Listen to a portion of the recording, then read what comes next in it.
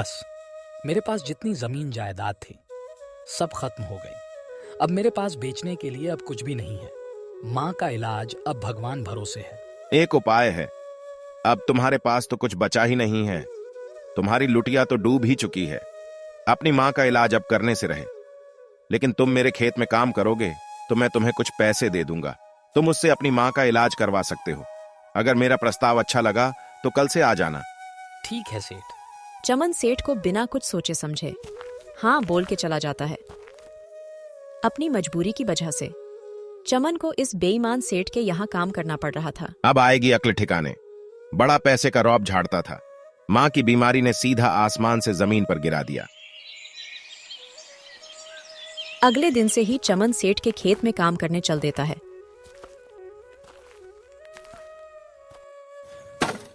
वो हर रोज उसके खेत में काम करता। शाम होते ही उससे अपना मेहनताना लेता और अपने घर चला जाता। सुबह होते ही चमन सेठ के खेत में काम करने निकल जाता है। आज उसने खेत में फावड़ा चलाना शुरू ही किया था कि उसे एक बर्तन की आवाज सुनाई दी। पूरी तरह से खुदाई करने के बाद उसने देखा तो मिट्टी के अंदर से एक पतीला निकला। ये क्या है? कुछ पैसे या सोने चांदी होते तो माँ का इलाज करवा लेता। चलो अब दोपहर का खाना खाकर आता हूँ। चमन उस पतीले में फावड़ा रखकर घर खाना खाने चला जाता है। घर से दोपहर का खाना खाने के बाद चमन जब वापस खेत पर काम करने पहुंचा तो वो देखता है पतीले में अब 2 फावड़े हो चुके हैं। अरे ये क्या? मैं तो इसमें एक ही फावड़ा डाल कर गया था। इसमें तो 2 है। लगता है ये जादुई पतीला है। चलो अब मैं इसको घर ले जाता हूँ और घर पर रखे कुछ रुपयों को इसमें डालकर देखता हूँ दुगने होते हैं कि नहीं। पतीला घर ले जाने के बाद चमन अपने घर में रखे कुछ रुपयों को चमत्कारी पतीले की मदद से 2 गुना 4 गुना फिर 8 गुना करता जाता है। चमन अपनी माँ का इलाज शहर की बड़ी अस्पताल में कराता है जिससे उसकी माँ जल्दी ठीक हो जाती है। चलो अब माँ भी ठीक हो गई। अब किसी बात की चिंता नहीं है। अब मैं सेठ के खेत पर काम करना छोड़ सकता हूँ। मुझे पैसे की क्या जरूरत। हाँ कल से ऐसा ही करूंगा।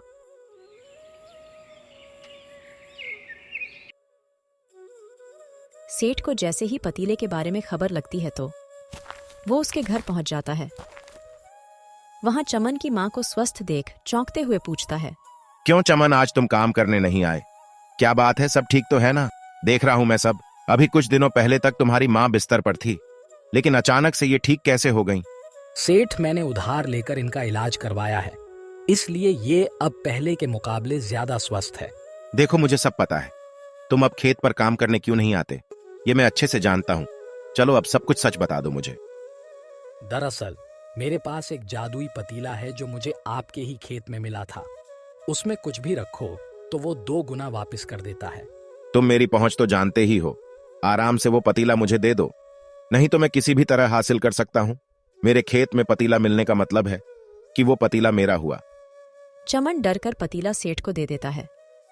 पतीला लेने के बाद सेठ भी चमन की तरह उसमें कीमती सामान 2 गुना 4 गुना फिर 8 गुना करता जाता है। धीरे धीरे सेठ के पास पहले से कहीं ज्यादा आभूषण हो चुके थे। इसी बीच सेठ की तरक्की की खबर गांव के मुखिया के पास पहुंच जाती है, जिसकी जानकारी लेने के लिए एक दिन मुखिया सेठ को अपने घर बुलाता है। हाँ, मैंने सुना है कि कुछ ही दिनों में तुम काफी अमीर हो गए हो। इसके पीछे क्या राज है?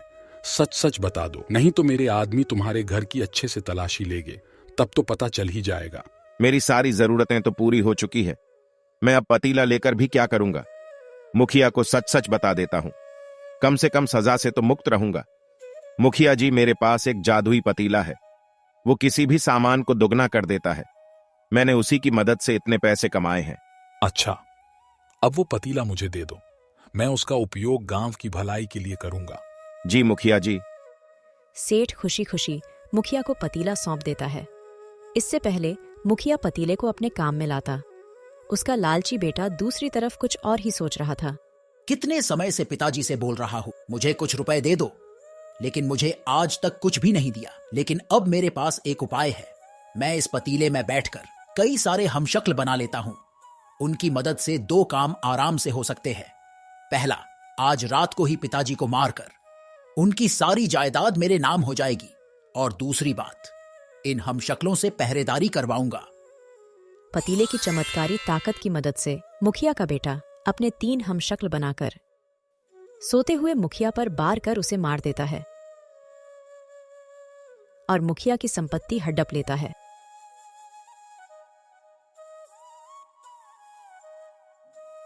क्यों ना हम दोनों इस मुखिया के बेटे को मार देते हैं और आपस में सारी जायदाद बांट लेंगे। दरअसल पतीले से किसी भी वस्तु को दुगना करने पर उसके गुण भी उस वस्तु में आ जाते थे। जिस तरह मुखिया का बेटा लालची था, उसी तरह उसके हमशक्ल भी उस संपत्ति के लिए उतने ही लालची थे। अचानक से एक दिन दोनों हमशक्ल मुखिया के बेटे के पास जाते हैं और संपत्ति में हिस्सा लेने की मांग करने लगते हैं। इस संपत्ति पे मेरा भी अधिकार है। हाँ, ये बिल्कुल ठीक बोल रहा है, इस पर मेरा भी अधिकार है। तीनों लोग आपस में संपत्ति के लिए बहस करते करते लालच में एक दूसरे का कत्ल कर देते हैं। तो देखा आपने लालच करने का अंजाम क्या हुआ। सेठ और चमन ने सही समय पर पतीले के लालच से मुक्ति पाली, इसीलिए आज वो जीवित और खुशहाल है। लेकिन मुखिया के बेटे की क्या हालत हो गई।